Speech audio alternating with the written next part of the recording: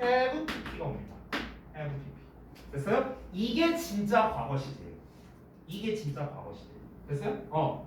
그러니까 뭐뭐임에 틀림없다가 아니라 여기서 have pp가 붙어야 뭐뭐였음에 틀림없다가 되는 거고요. would가 과거 시제, 그러니까 과거 시제인 게 아니라 would 동사 원형은 현재 시제예요. 다만 의미가 가정의 의미일 뿐이죠. 됐어? 그러니까 이거를 행동하면 안 돼요. 우리가 편의상 과거 형태라고 부르잖아. 과거 형태.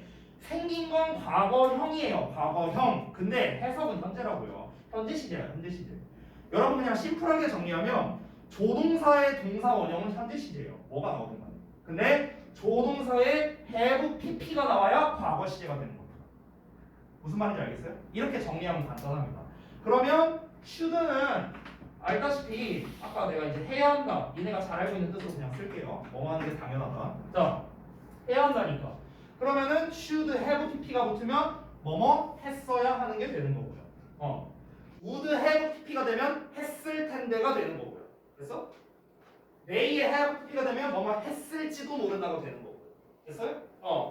그러니까 지금 전부 다 과거 시제가 붙으면은 그 have pp가 붙으면은 전부 다 과거처럼 해석하면 된다라고 생각하시면 돼요. 됐나요? 자, 여기에서 이제 연결되는 거예요. 여기에서 이제 뭐가 연결되냐? 조동사에서 연결되는 게 바로 가정법입니다. 가정법. 자, 요 내용 다 지울게요. 여러분 내가 막 여러 가지로 복잡하게 설명한 것 같은데 그냥 한 가지만 기억하세요. 조동사의 동사 원형은 현재 시제, 조동사 have pp는 과거 시제. 알겠죠? 요것만 기억하면 돼요. 심플하죠? 자, 그럼 잘 봐봐. 이 상태에서 이제 가정법을 들어갈 거야. 이 상태에서 이걸 알고 있는 상태에서.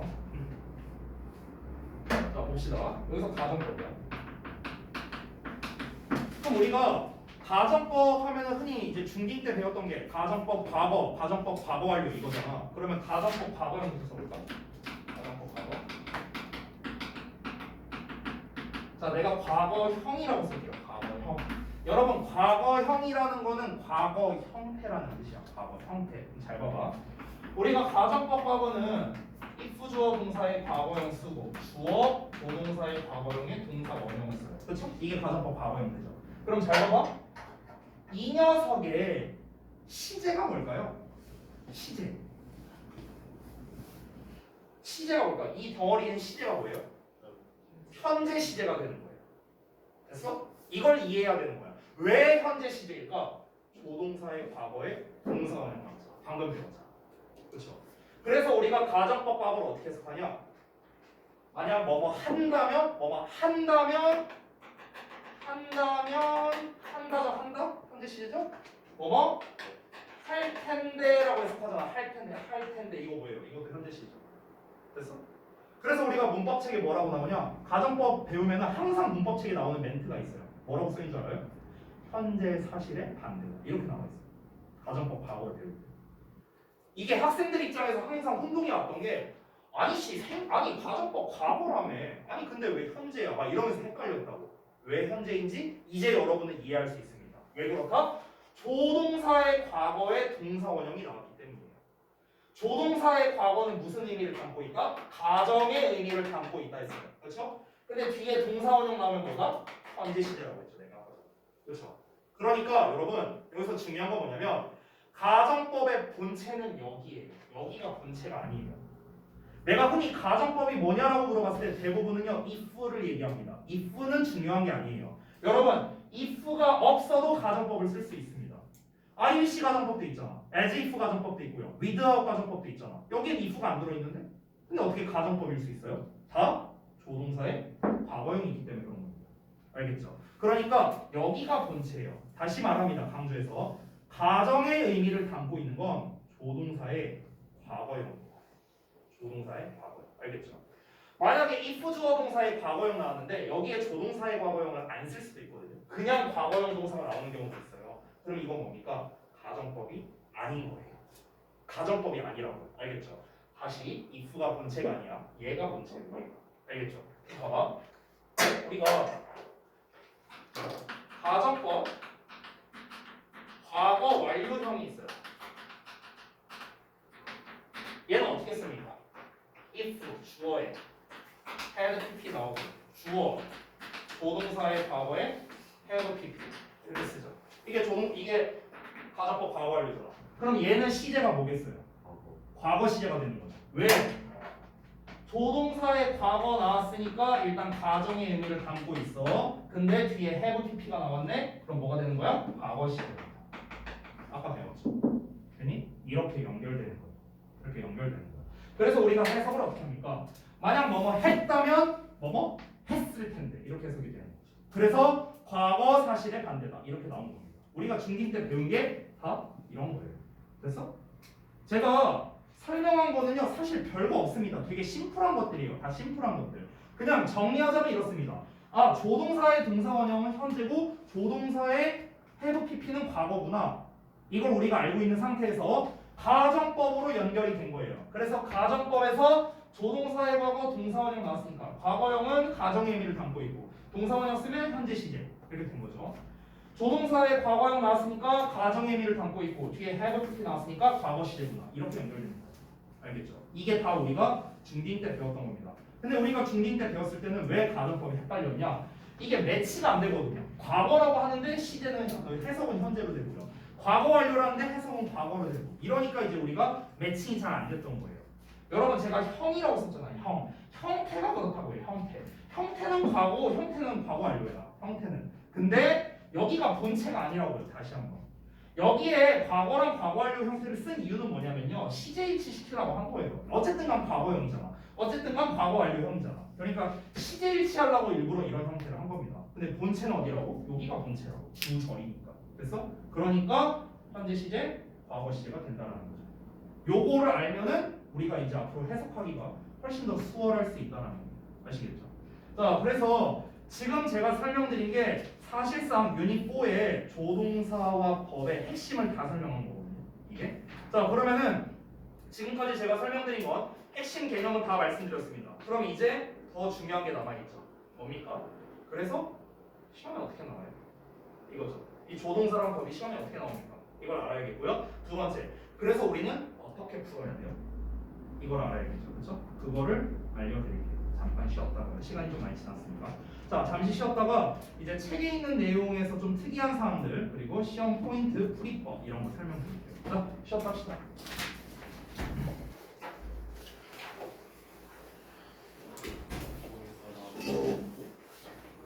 저번에도 어떻게 봤어?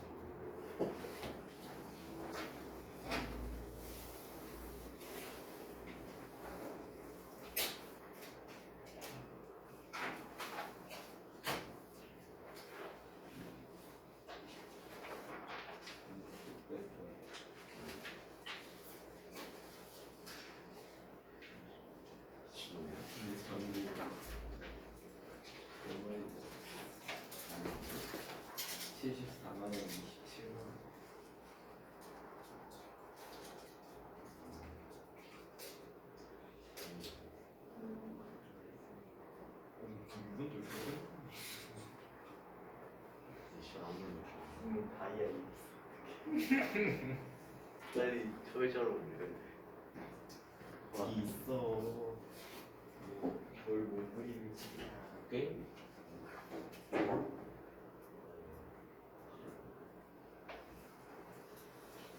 저는 여기서 키장 가자. 시작. 아유 찐따. 그런 거지. 양나가. 아니 쌤이 왜 우리 둘만 왜 지금 이거 진짜. 들려? 솔직히 커플링 이렇게 날 봐. 그래? 알고. 25, 35. 커플링 거지. 하늘이 안 멈춰. 하루만 보는 거지. 하늘에 12만 원. 이틀에서 이틀 했어? 응. 몰라. 와 24만 원 벌게. 근데 세뱃돈 다 가셨어. 어? 다 가셨어. 세뱃돈. 세뱃돈 넣은 거 없고 친가 다 가셨어. 저 빨리 복으로 돌려달라고. 쓰이지 못 써가지고 살려도 아 이거 쓰는 게좀 문제. 진짜 이렇게 좀 이렇게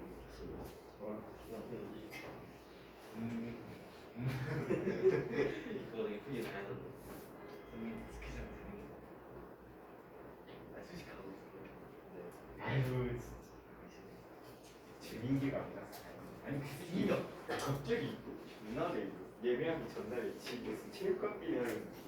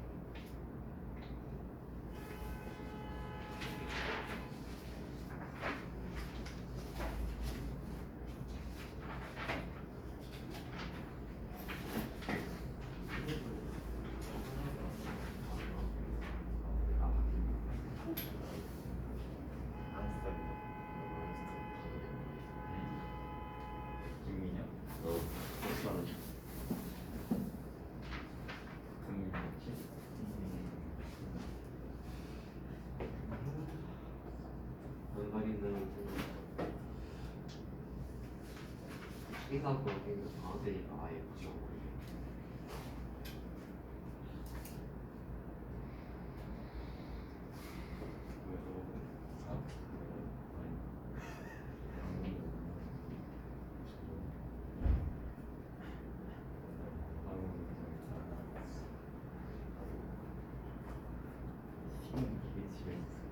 살짝 종이다. 종이어가. 뭐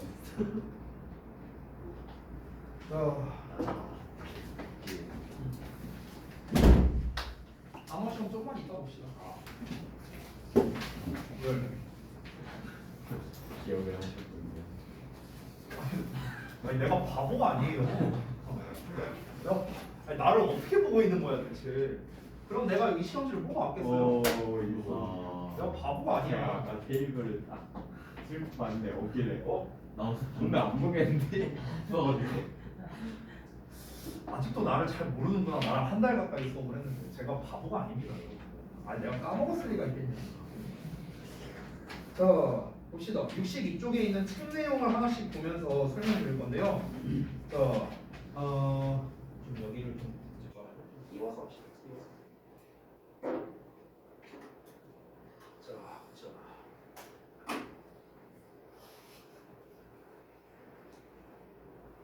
저기 뭐야? 카누쌤한테 나에 대해서 못 듣고 하나 보네. 어? 내신 대비 하는 내신 대비 끝나고 나서. 자, 일단 책에 있는 거에서 좀 특이 사항들이 있다면 그걸 쫙 설명을 해줄게요. 그러고 난 다음에 그 다음에 이제 그 아까 말했다시피 시험 포인트들 있죠? 그런 거랑 프리법 이런 걸 설명드리겠습니다. 자, 케이스 1에 나와 있는 조동사의 동사원형과 조동사의 부피피 우리가 지금까지 실컷 쓴 겁니다. 뭐라고요? 현재 시제, 과거 시제. 됐죠? 끝났습니다. 이걸로 끝이에요. 여기 나와 있고요. 자, 그 다음에 넘어가서 조동사 have pp에서 조동사 간의 의미 차이라고 했었죠. 자, 이거는 이제 그냥 문맥적으로 좀 파악을 해야 되는 건데 이거는 사실 위에 써 있잖아요. 요거잖아요. 그러니까 뭐 여기 뭐뭐 했음이 틀림없다, 뭐뭐 했을 리가 없다. 이거는 사실 문법 문제라기보다는 이제 해석을 이용한 문제이기 때문에 사실 요 문제는 거의 안 나옵니다. 거의 안 나와요. 제가 표시를 좀 하면서 할게요. 별을 이제 3개 기준으로 하겠습니다. 별 3개 기준. 별 3개가 이제 가장 이제 중요한 거, 빈출도가 높은 거. 그리고 이제 뭐 별을 아예 표시 안 하는 것도 있을 거예요. 얘가 조동사 파트에서는 사실 제일 중요합니다. 그래서 얘가 별 3개예요. 조동사 파트에서는요. 그리고 케이스 2는 별 표시를 안 할게요. 얘는 어법 문제로는 안 나옵니다. 자, 그 다음에 넘어가서 가정법 쪽 나와 있죠. 가정법 과거와 과거 완료. 사실 좀 고전적인 문제이긴 한데 별 2개 정도는 줄 수 있어요. 별 2개. 자, 둘의 차이점 뭐다? 현재 시제, 과거 시제. 알겠죠? 자, 그 다음에 두 번째 넘어가서 대절에 should를 쓰는 특수가정법 해갖고 나왔는데 얘도 별 2개 정도는 줄 수 있습니다. 자, 요거는 근데 설명이 좀 필요하거든요. 잠깐 설명 좀 할게요. 65쪽. 이거는 여기 공간으로 좀 부족할 것 같아서 잠깐만요. 아까 띄웠던 빈 페이지를 좀 띄우겠습니다. 지금 책의 제목을 보면은 대절에 should를 쓰는 특수 가정법이라고 이제 나와 있어요. 근데 이게 이제 저는 제목을 좀 다르게 쓸게요. 제목이 조금 길어요. 제목이 뭐냐면 당위성을 나타내는 문장과 잘 어울리는 표현이라고 쓰겠습니다. 저는 제목을 이렇게 쓸게요. 여러분 아까 전에 제가 잠깐 얘기했었는데 당위성이라는 거는 마땅히 뭔가를 해야 한다, 당연히 그래야 된다 이런 표현이었죠. 영어로 뭐였죠? should였어요. should. 이거였거든요. 자, 그럼 한번 보겠습니다. 지금 우리 저기 주로 2관에 계신 이제 AT 선생님 중 한 분이 이제 연주 선생님이라고 있는데요. 그분이 이제 저한테 2년 동안 배웠던 제자예요. 다 적어 놨던. 근데 이제 이 친구가 예전에 내가 이걸 설명해 주는데 이 친구가 자기 나름대로 이제 암기한다고 이렇게 외운 거예요. 고1 때였는데 이렇게 외우더라고요. 처음에 주제 요명이라고 써놓은 거야. 그래갖고 야 주제 요명이 뭐냐 이렇게 물어보니까 이렇게 쓰더라고요. 이렇게 이거예요 이거.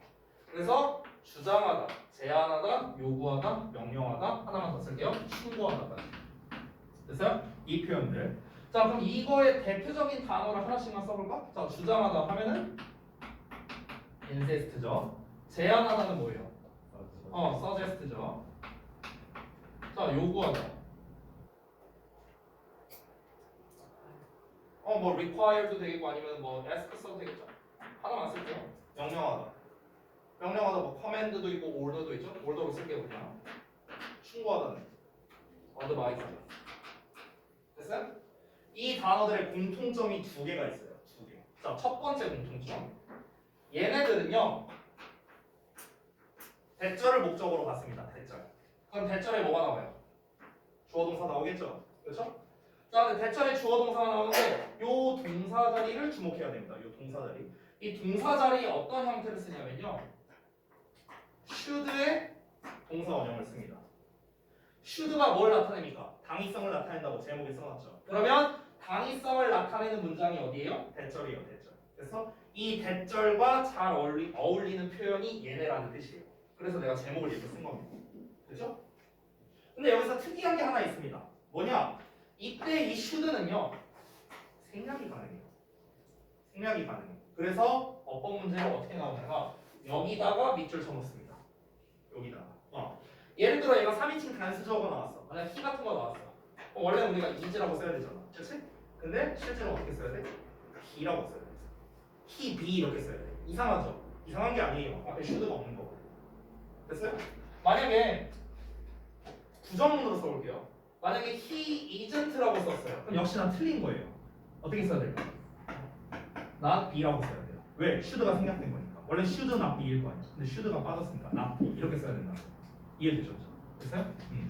자 그러면 우리가 한번 의미를 파악해 봅시다. 아니 이 주어가 뭐뭐 해야 한다고 이렇게 해석되겠죠. 대신 뭐뭐 한다고 이렇게 해석되니까 얘가 해야 한다고 이렇게 해석되는 거야. 근데 이 말과 얘네가 왜 잘 어울리는지 해석을 한번 대입해 보자고요. 자 대입해 볼게. 뭐뭐 해야 한다고 주장하다.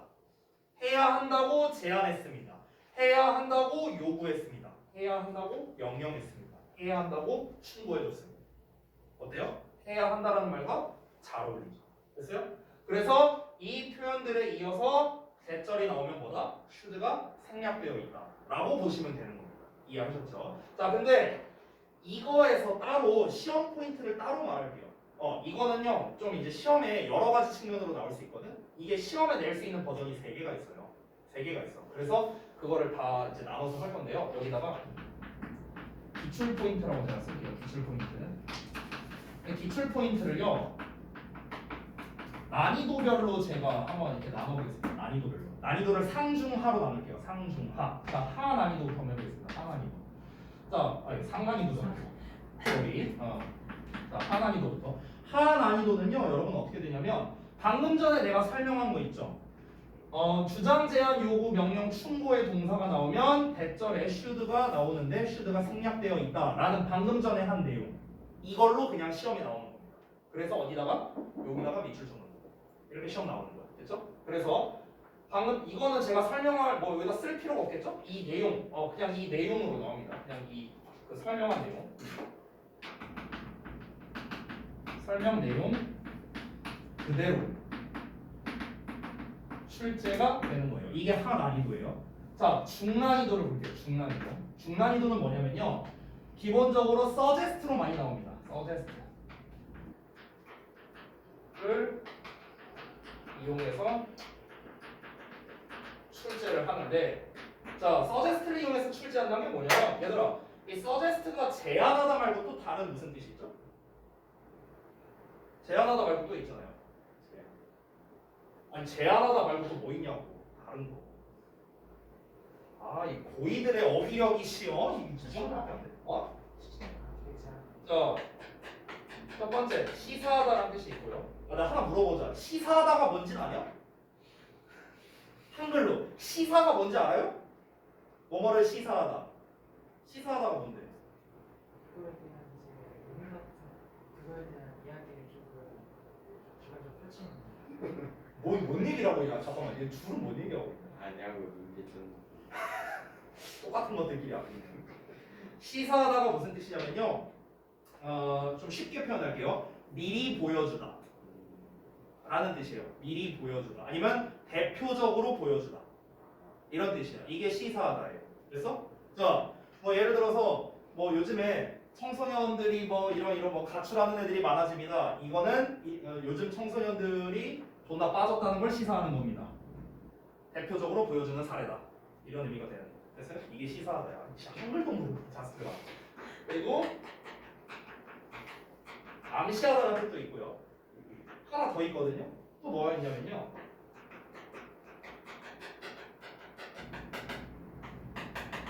넌지시 말하다 이런 뜻도 있어요. 그러니까 말하다의 뜻도 있어요. 말하다. 서제스트. 됐어요? 이 세 가지의 뜻이 다 있습니다. 그럼 여러분 잘 보세요. 우리가 지금 당위성을 나타내는 문장과 잘 어울리는 표현은요. 이 단어가 아니고요. 이 뜻이에요. 뜻. 주장, 명령, 충고, 제안 이런 뜻 있죠. 얘네인데 서제스트가 다른 뜻으로 나왔어요. 요 뜻으로 나왔어. 그럼 요 뒤에 똑같이 대절이 나오거든요. 그럼 대절에 주어 동사 쓸 거 아니야. 근데 요 자리에 우리가 should 동사원형 이렇게 should를 생각해서 쓰느냐 이렇게 안 써요. 왜? 이때는 제한의 뜻이 아니니까. 알겠죠? 그러면 결국에는 우리가 suggest가 나왔을 때는 어떻게 해야 돼요? 해석을 해봐야 되는 거예요. 얘가 제안하다의 뜻인지 아니면 다른 뜻인지. 제안하다의 뜻이면은 이렇게 되겠지만 제안하다가 아니면은 이렇게 쓰면 안 되잖아요. 그렇죠? 이게 중급 난이도입니다. 중급 난이도. 알겠죠? 자, 대방의 상난이도를 써줄게요. 상난이도. 상급 난이도. 상급 난이도는 뭐냐면요. 이런 겁니다. 주장, 명령 다 안 쓸게요. 명령 등등의 의미가 등장했어요. 의미가 나왔어. 실제로 insist, suggest, 주장, 명령의 뜻으로 나왔어요. 그럼에도 should 동사원형 이 형태를 사용하지 않는 경우도 있습니다. 그러니까 우리가 단순히 공식처럼 외워서 주장, 명령, 제한, 요구, 충고의 동사는 대절 뒤에 should가 생략돼 있구나 이렇게 공식처럼 외우려고 했는데 안 되는 경우가 있다. 그러면 언제 안 되는지를 알아야겠죠. 언제 사용이 안 되느냐. 언제 사용이 안 되느냐. 이것만 알면 됩니다. 언제 사용이 안 되냐면요. 어떤 일반적인 사실을 전달하고자 해요. 이때는 should 동사원형을 쓰지 않습니다. 자, 이렇게 말하면 애매하죠? 예시들게요. 예를 들어서 내가 주장하다라는 표현으로 한번 말해볼게. 주장하다. 자, 두 가지 버전으로 말해볼게. 첫 번째, 나는 우리 학교 급식 시스템을 좀 바꿔야 된다고 주장합니다. 그럼 이때는 should의 의미가 있어요, 없어요? 있죠. 바꿔야 한다고 주장합니다. 바꿔야 한다 라는 얘기를 했죠. 자, 근데 이렇게 한번 얘기해 볼게요. 예전에 천문학자 갈릴레이가 지구가 태양을 돈다고 주장했습니다. should의 의미가 있어요? 없어요. 지구가 태양을 돈다 라고만 말했죠. 자, 지구가 태양을 돌아야 한다고 주장했습니다. 이상하죠? 그렇죠? 바로 이겁니다. 지구가 태양을 돈다는 건 뭐예요? 일반적 사실. 그렇죠? 의미가 이상한 거예요. 그러니까 이때는 우리가 원래 쓰던 대로 이 주어 동사의 수일치랑 인칭에 맞춰서 쓰는 겁니다. 그때는요. should를 아예 쓴 게 아니에요. 생략된 게 아닙니다. 아시겠죠? 그래서 이렇게 세 가지 난이도로 나눌 수 있다. 그럼 일반적으로는 뭐가 제일 많이 나오냐? 이게 제일 많이 나와요. 하나는. 이게 제일 많이 나와요. 일반적으로는요.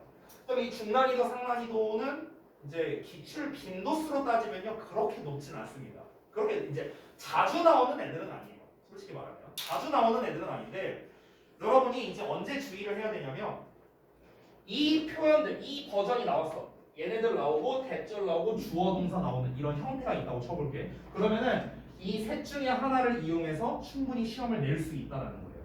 학교에서요. 모의고사가 됐든 교과서가 됐든. 알겠죠? 그래서 우리는 뭐다? 세 가지를 다 알아야 되는 거죠. 그럼 결론을 말해봅시다. 그럼 우리가 이게 지금 상중하 난이도 중에서 어떤 의도를 가지고 문제를 냈는지 우리는 알 수가 없잖아요. 그렇죠? 그러면은 아주 간단합니다. 일단 해석을 하면 돼요. 풀이법이라고 써줄게요. 풀이법. 어떻게 풀면 되냐면 일단 해석하세요. 일단 해석을 해서요. 뭘 확인해야 되느냐? 해야 한다.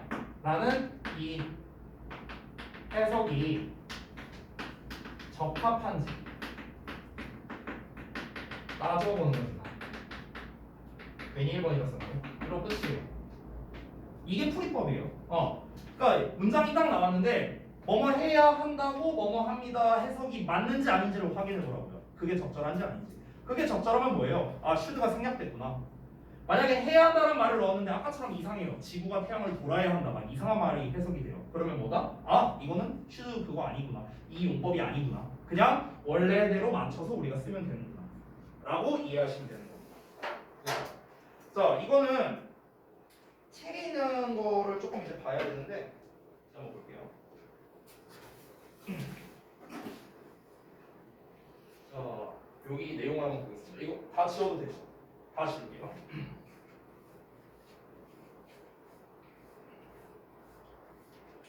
자, 일단 기본적인 그냥 일반적인 예문을 볼게요. 일반적인 예문. 여기서 보면은 WHO가 공식적으로 recommend 권고했대요. 뭐를요? 모든 사람들이 그들의 설탕 섭취량을 줄여야 한다고. 줄여야 한다. 뭐 해야 한다. should 생략된 거. 됐어? 선생님 얘 3인칭 단수잖아요. 그럼 동사 뒤에 s 붙여야 되는 거 아니에요? 이게 문제 의도예요. 근데 아니죠. 여기 뭐가 생략되니까? should가 생략되어 있는 거예요. 그래서 컷이 정답이 되는 거죠. 그렇죠? 근데 아래 나와 있는 예문을 한번 볼게요. 여기 봐봐. 여기서 CF라고 써 있는 부분이 내가 아까 말했던 상난이도 얘기예요. 대절이 해야 한다라는 당위성의 의미를 안 갖고 있어. 그래서 그냥 사실을 나타내면은 직설법 시제를 쓴다고 했죠. 여기서 직설법 시제라는 게 무슨 뜻이냐면요. 원래의 수 시제 인칭에 맞춰서 사용한다. 이거예요.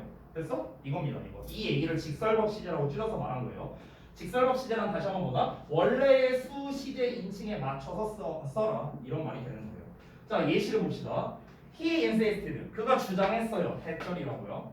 He had seen a ghost in the house a few years ago. 그가 몇 년 전에 그 집에서 유령을 봤었다고요. 유령을 봐야 했었다. 말이 돼요? 말 안 되죠. 당위성이 아니죠. 그러니까 원래 시제에 맞춰서 쓴 거예요.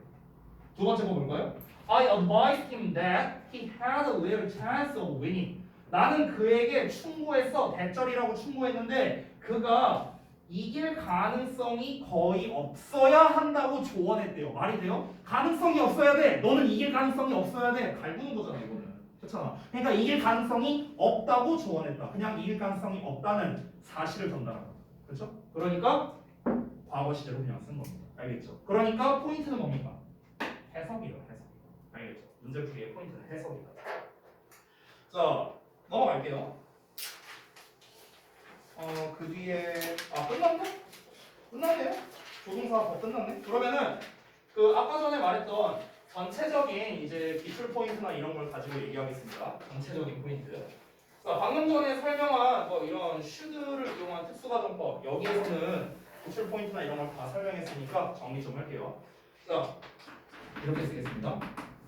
조동사와 요 파트에서 시험 포인트라고 정리를 할게요. 알겠죠? 시험에 어떻게 나온다? 첫 번째 조동사. 조동사는 아까 제가 별 3개 표시했습니다. 별은 뭡니까? 요겁니다. 여기다 쓸게요. 조동사의 뒤에 동사원형 쓸래? 에버티피스 요겁니다. 자, 다시 한번 말하지만 얘는 현재 시제, 얘는 과거 시제. 됐어요? 근데 제가 전에 한번 얘기했었는데 내가 고등부에서 시제 문제 잘 안 나온다고 했죠. 그렇죠? 그래서 사실 얘도 출제율이 그렇게 높진 않아요. 잘 안 나옵니다. 근데 그나마 나올 수 있는 시제 문제 중 하나가 이거예요. 조동사와 함께 쓰이는 거. 알겠죠? 자, 우리가 전에 배웠던 뭐 현재 완료니 뭐 현재 시제니 과거니 이딴 것들은 왜 시험에 잘 안 나오냐면요. 문제가 있어요. 그게. 특히 그 현재 완료나 이런 걸 한번 잘 생각해 보자. 우리 중학교 때는 현재 완료 문제 되게 많이 나왔거든. 중학교 때는 현재 완료가 어떻게 나왔냐? have pp에 밑줄 쳐놓고 얘랑 의미가 같은 거 골라라 다른 거 골라라 뭐 이런 걸로 막 내요. 뭐 완료 계속 경험 결과 뭐 이러면서 막 내요. have been to와 have gone to의 차이점 이런 거 배운단 말이야 중2 때. 근데 그런 명확한 것들은요 고등부에서 내기에는 수준이 너무 낮아요. 그래서 안 내는 겁니다. 근데 반대로 시제를 굉장히 딥하게 들어가면 되게 어렵거든요. 이거는 탈고등부 수준이에요. 탈고등부. 그래서 이거는 보통 언제 배우냐? 이 시제에 대해서 되게 딥하게 배우는 게 언제냐면요. 대학교 3학년 때 나와요. 그러니까 간극이 굉장히 크다는 거예요. 그러니까 이제 난이도를 좀 낮게 내면 중딩 수준이고요. 난이도를 높게 놓으면 대학교 3학년 수준이 되고 있는 거예요. 그러니까 중간이 없잖아요. 그래서 고등부에서는 시제로 문제를 못 내는 겁니다. 알겠죠? 그러면 얘는 왜 그나마 낼 수 있느냐? 우리가 일반적인 동사의 현재형이나 아니면 동사의 과거형 같은 경우는 형태가 명확하니까 구분하기가 쉬운데요. 얘는 헷갈릴 수 있어요. 왜냐면 여러분도 오늘 저한테 수업을 듣기 전까지는 얘가 현재 시제고 얘가 과거 시제라는 걸 여러분은 아무도 알지 못했습니다. 맞죠? 근데 오늘 배우고 나서야 아 얘가 현재고 얘가 과거구나 라는 걸 알 수 있었죠. 조동사의 현재형은 추측의 의미, 조동사의 과거형은 가정의 의미다. 이걸 오늘 알았잖아요, 여러분들은요. 그렇기 때문에 학교에서도 학생들이 이거를 헷갈려 한다는 걸 알고 있어요. 그래서 얘는 시제 문제로 가끔씩은 출제할 수 있다는 겁니다. 이해되시죠? 됐죠? 자, 두 번째인데요. 가정법입니다.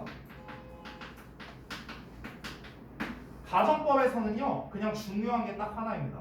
가정법은요, 가정법에 형태 있죠. 그리고 해석 있죠. 이거 알면 끝이에요. 어떤 시험이 나오든. 어떤 시험이 나오든.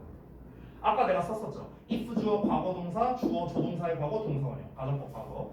if 주어 had pp, 주어 조동사의 과거 have pp. 가정법 과거 완료. 그 기본 형태 있죠. 기본 형태. 그걸로 내는 거예요. 이게 왜 중요하냐면요. 새삼스럽게 가정법의 형태 갖다가 어법 문제를 내지는 않아요. 그렇다고 해석하라는 문제를 내지도 않죠. 고등교에서는요. 그러면은 이 가정법이 중요한 이유가 뭐냐면요. 얘는 오히려 어법 문제가 아니라 어디에서 나오느냐. 독해에서 중요하고요. 영작에서 중요해요. 독해와 영작에서. 여기에서 중요합니다. 여기에서. 가정법이라는 게 어법 문제로 낸다면요. 그냥 암기 문제거든요. 사실상. 단순 암기 문제이기 때문에 출제를 잘 안 하는 거예요. 중딩 때만 출제를 한 거고요. 중3 때. 근데 고등부 때는요. 독해에서 어떻게 응용할 수 있느냐? 예를 들면 이런 겁니다. 자, 우리가 중3 때 가정법 배울 때 반드시 배우는 개념이 뭐냐면 가정법을 직설법으로 바꾸는 걸 배워요. if 주어 동사를 뭐 as 주어 뭐 부정문으로 바꾸고 뭐 이렇게 바꾸는 걸 배웁니다. 그러면 시험에서 어떻게 내느냐? 가정법으로 기존에 나왔던 문장을 모의고사에서 이걸 직설법으로 바꿉니다. 시험에서는 직설법으로 바꿔놓은 다음에 원래 직설법으로 바꾸면 긍정문이 부정문이 되고 부정문이 긍정문이 되잖아요. 그렇죠? 근데 그거를 교묘하게 바꿔놔요. 예를 들어서 가정법 과거야. 얘가 긍정으로 나왔어. 그럼 우리가 직설법 현재로 고쳐야겠죠. 직설법 현재로 고치는데 원래는 부정문이 돼야 돼. 근데 이거를 긍정문으로 바꿔놓는 거예요. 예를 들어서. 그리고 시험은 어떻게 낼까? 다음 중 흐름상 어색한 문장은 이렇게 내는 거예요. 됐어? 그러니까 이런 식으로 독해에서 활용해서 낸다는 거죠. 가정법을. 이해되셨어요?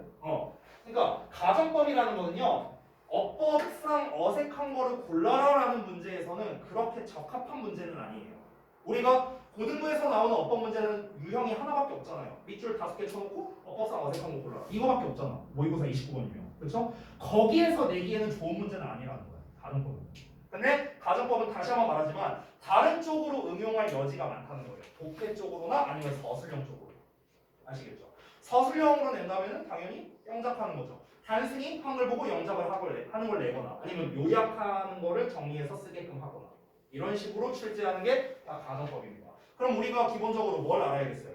가정법이 어떻게 생겼는가? 가정법의 해석이 어떻게 되는가? 이걸 알아야 우리가 뭘 쓰던가 해석을 하는 거 말든 할 거 아니에요. 그렇죠? 그러니까 가정법은 얘 자체가 중요합니다. 얘 자체가. 알겠죠? 그리고 나머지 세 번째가 아까 잠깐 말했던 이제 그 슈드를 이용한 특수가정법이라고 아까 나왔던 거였죠? 이건 그냥 아까 다 설명했잖아요. 상중하로 나눠서 설명했죠? 그래서 조동사와 법에서의 시험 포인트는 3개 이렇게 끝납니다. 알겠죠? 얘는 어법, 얘는 독해나 영작, 그리고 얘도 어법으로 나옵니다. 됐죠? 자, 이 정도가 시험 포인트입니다. 근데 여러분 사실은요, 이 세 가지가 제가 이제 만약에 그 빈출도를 별 5개를 만약에 난이도를 별 5개를 기준으로 친다면요. 자, 동사 관련 어법은 당연히 별 5개죠. 우리가 이제 첫 시간에 했던 절 관련 어법 별 4개. 그리고 예를 들어 형용사 대 부사 비교하는 문제 이런 건 별 3개 이 정도라고 만약 한다면요. 그러면 지금 얘네들의 빈출도는 어떻게 되느냐? 빈출도가 정말 잘 쳐줘야 별 2개 정도밖에 안 돼요. 별 2개 정말 잘 쳐줘요. 그러니까 동사 관련 어법이나 절 관련 어법 이런 거에 비해서 많이 나오지는 않는다라는 겁니다. 아시겠죠? 오히려 어떻게 보면은요 해석적 요소가 더 중요한 게 많아요. 이 조동사와 법 파트에서는. 알겠죠? 그래서 전체적으로는요. 아까 얘도 풀려면 해석해야 됐었잖아요. 그렇죠? 그러니까 이 세 가지의 공통점은 뭐냐면요. 전부 다 해석이 중요하다라는 겁니다. 해석이 중요하다. 아시겠죠? 그래서 제가 오늘 그 숙제를 내줄 때 어떻게 할 거냐면요. 여기 파트는